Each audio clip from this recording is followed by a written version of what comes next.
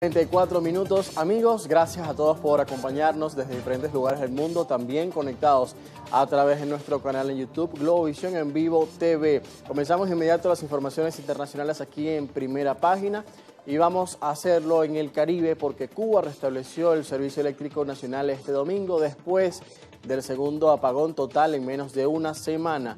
Las autoridades advirtieron que la demanda seguirá superando a la oferta. El primer ministro Manuel Marrero atribuyó la recuperación al esfuerzo de los trabajadores del sector eléctrico. La isla acumula 7 apagones nacionales desde 2024, agravados por el bloqueo de petróleo impuesto por Estados Unidos en el mes de enero. La escasez de combustible paraliza una infraestructura eléctrica ya deteriorada y profundiza una crisis económica que afecta a casi 10 millones de personas. Los ciudadanos temen, entre otras cosas, la pérdida de alimentos ante la falta de refrigeración. La crisis ocurre en medio de crecientes presiones de Washington sobre La Habana. El presidente Donald Trump ha hablado de tomar la isla de forma amistosa y un alto diplomático cubano reveló que las Fuerzas Armadas se están preparando ante la posibilidad de una agresión militar. El vicecanciller Carlos Fernández de Cosio afirmó que Cuba está dispuesta a dialogar con Estados Unidos, pero descartó cualquier discusión sobre cambios en su sistema político. Seguimos hablando de nuestra región porque operaciones conjuntas entre Ecuador y Estados Unidos en alta mar resultaron este fin de semana en la incautación de toneladas de sustancias estupefacientes. El decomiso concreto de más de 3 toneladas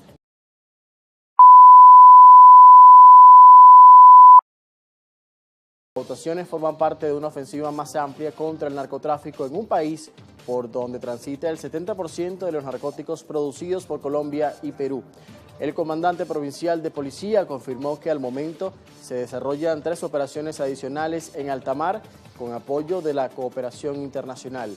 Ecuador se ha convertido en el corredor más codiciado del Pacífico Oriental para el tráfico de estupefacientes. Washington apoya la lucha anticrimen del gobierno de Daniel Noboa y desde septiembre ataca embarcaciones narcotraficantes en el Caribe y el Pacífico Oriental, con un saldo de aproximadamente unos 150 muertos. Solo el año pasado, Ecuador ha decomisado unas 227 toneladas de sustancias, según cifras del Ministerio del Interior. Y vamos a Estados Unidos porque el gobierno del presidente Donald Trump confirmó el despliegue de agentes del ICE en los aeropuertos estadounidenses a partir del día de hoy. La medida busca aliviar la carga de trabajo de la Administración de Seguridad de Transporte, cuyos empleados no reciben salario desde el mes de febrero.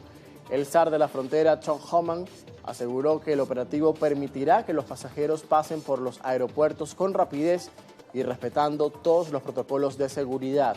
Trump había advertido el sábado que desplegaría al ICE si los demócratas no aprobaban el financiamiento a la Administración de Seguridad del Transporte.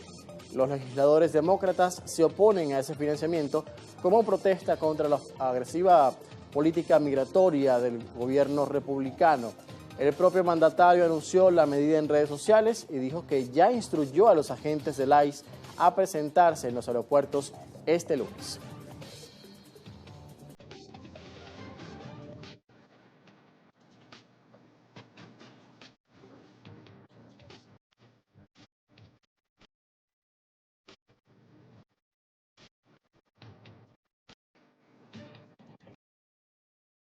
Y a continuación vamos a revisar lo que está pasando en Medio Oriente en el marco de la operación conjunta de Estados Unidos e Israel contra la República Islámica de Irán y también las represalias de parte del país persa que mantiene en vilo la economía global con el cierre parcial del estrecho de Hormuz y en las últimas horas ha amenazado con desplegar minas flotantes en el Golfo Arábico Pérsico si Estados Unidos ataca sus principales islas. Esta es una información de última hora que llega directamente desde el Medio Oriente, mientras que el precio del petróleo continúa al alza, como les contábamos al principio, y los mercados han presentado caídas en las últimas horas ante el ultimátum que lanzó este fin de semana el presidente estadounidense Donald Trump de que Irán debería abrir el estrecho de Hormuz en 48 horas, si no, por supuesto, empeoraría Washington su ofensiva contra las posiciones en la República Islámica y también en la prensa internacional.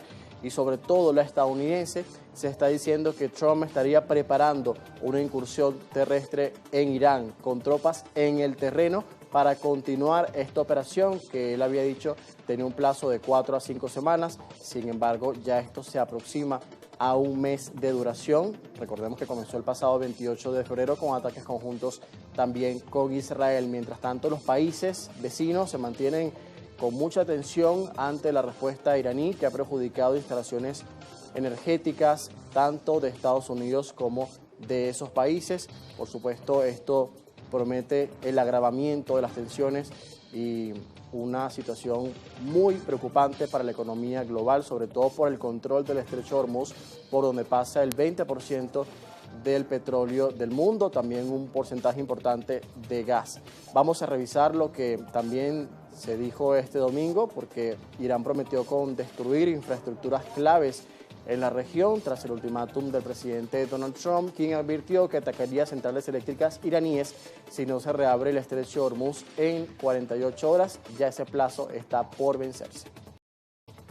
Así lo informó el mando operativo del ejército Hatam al-Anbiya, que advirtió con cerrar completamente esta vía clave para el comercio mundial de hidrocarburos si Trump ejecuta sus amenazas. Todas las centrales eléctricas, la infraestructura energética y de tecnologías de la información y comunicación del régimen sionista serán objeto de ataques generalizados. Todas las empresas similares de la región que cuenten con accionistas estadounidenses serán completamente destruidas.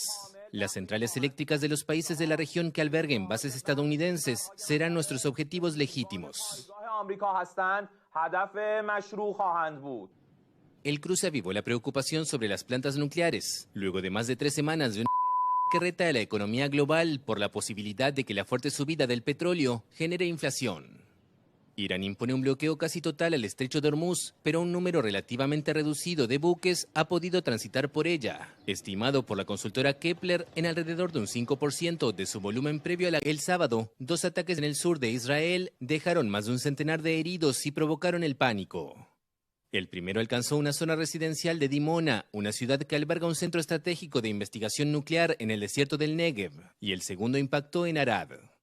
Durante una visita a la zona afectada, el primer ministro israelí Benjamin Netanyahu prometió que atacará personalmente a todos los dirigentes de Irán. Israel y Estados Unidos están trabajando juntos por el bien del mundo entero, y es hora de que los líderes del resto de los países se unan. Me alegra decir que veo que algunos de ellos están empezando a moverse en esa dirección, pero se necesita más. Irán justificó los misiles lanzados hacia Dimona como una respuesta a un ataque enemigo contra uno de sus complejos nucleares en Natanz. El ejército israelí aseguró no tener conocimiento de ese ataque y la televisión pública Kan lo atribuyó a las fuerzas estadounidenses. Estas son las consecuencias que han dejado los ataques cruzados durante este fin de semana. Israel y Estados Unidos intensifican sus operaciones aéreas contra Irán y ciudades como Teherán, así como otros sitios estratégicos nucleares, mientras que la República Islámica también impactó con misiles varias ciudades israelíes, burlando así la seguridad del domo de hierro que logra interceptar en el aire muchos de los lanzamientos iraníes. Vamos también a ver lo que está pasando en el Líbano con la intensificación del conflicto entre Israel y Hezbollah. El ejército hebreo anunció este domingo que va a intensificar su campaña terrestre contra el movimiento pro-iraní Hezbollah en Líbano y advirtió que se trata de una operación a largo plazo, esto luego de que Hezbollah comenzara ataques contra el norte de Israel tras la muerte del ayatolá Ali Khamenei al principio de la operación entre Estados Unidos e Israel. El ejército atacó un puente estratégico situado en el sur del país, en la principal carretera costera que conecta la región de Tiro con el resto del territorio, después de que el ministro de Defensa Israel Katz afirmara que el gobierno dio la orden de destruir más infraestructuras utilizadas presuntamente por el movimiento islamista pro-iraní Hezbollah. Además de esto, ordenamos que aceleraran la demolición de casas libanesas en las aldeas de contacto para frustrar las amenazas a las comunidades israelíes, de acuerdo con los modelos de Beit Hanun y Rafah en Gaza. El presidente del Líbano afirmó en un comunicado que los ataques contra la infraestructura constituyen el preludio de una invasión terrestre y denunció un castigo colectivo contra la población civil. Por otro lado, el ejército de Israel afirmó estar investigando si sus militares mataron a un civil israelí cerca de la frontera con Líbano, después de que Hezbollah reivindicara un ataque en la misma zona. Líbano fue arrastrado a la guerra en Medio Oriente cuando Hezbollah comenzó a lanzar cohetes contra Israel el 2 de marzo para vengar la muerte del líder supremo de Irán, Ali Khamenei, en ataques israelo-estadounidenses. Israel envió tropas a Líbano y realizó extensos que Hezbollah continúa lanzando andanadas de cohetes a través de la frontera.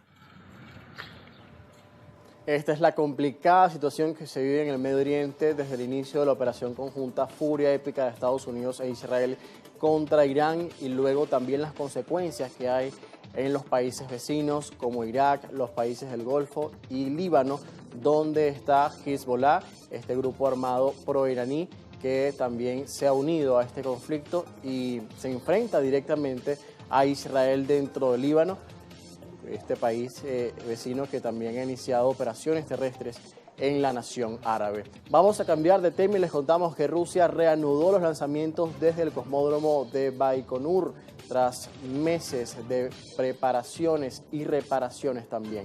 Una nave cargada con combustible, agua potable y oxígeno despegó con destino al módulo ruso de la Estación Espacial Internacional, donde se espera que llegue el próximo martes. La agencia Roscosmos transmitió el lanzamiento en directo. La plataforma había quedado severamente dañada en noviembre pasado durante el despegue de un cohete Soyuz que transportaba una tripulación ruso-estadounidense. Las reparaciones tomaron varios meses. Baikonur, ubicado en las estepas de Kazajistán y administrado por Rusia hasta el próximo 2050, es la única instalación desde la que Moscú puede lanzar naves tripuladas al espacio. Bien amigos, y con toda la actualidad en el Medio Oriente, también las informaciones destacadas en materia internacional. De última hora porque el presidente de Estados Unidos, Donald Trump, acaba de publicar en su red social Truth Social que le complace informar que Estados Unidos e Irán han mantenido durante los últimos 2 días conversaciones muy positivas y productivas sobre la resolución total de nuestras hostilidades en Oriente Medio. Agrega que en vista del tono de estas conversaciones profundas, detalladas y constructivas que continuarán a lo largo de la semana, he instruido al departamento que posponga todos los ataques militares contra centrales eléctricas e infraestructuras energéticas iraníes durante un periodo de 5 días, sujeto al éxito de las reuniones y conversaciones en curso. Así lo dice el presidente de Estados Unidos, Donald Trump, que pospone los ataques contra las instalaciones energéticas y eléctricas de Irán para los próximos 5 días. Es una información de última hora y ya los mercados energéticos globales han reaccionado ante esto. Los precios del petróleo han caído un 10% tras este anuncio que hace el presidente estadounidense Donald Trump. De alguna manera esto se puede interpretar también como una manera de tranquilizar los mercados que en las últimas horas habían registrado fuertes caídas ante el alza de los precios del petróleo que volvieron a rozar los $100 después de que Trump le diera un ultimátum a Irán este fin de semana de que abriera el estrecho de Hormuz si no iba a atacar a las instalaciones eléctricas de Irán y sobre todo la más grande del país persa, pero aparentemente hay conversaciones en curso entre las partes en conflicto, Estados Unidos e Irán, durante estos últimos días tras este anuncio de Donald Trump. Información en desarrollo en Medio Oriente. Vamos a cambiar de tema y les contamos que un avión de Air Canada Express chocó con un camión de bomberos en el aeropuerto La Guardia de Nueva York la noche de este domingo. El piloto y el copiloto de la aeronave, que llegaba desde Montreal, murieron en el accidente. La terminal fue cerrada y de inmediato las autoridades advirtieron que el cierre podría extenderse por tiempo indefinido.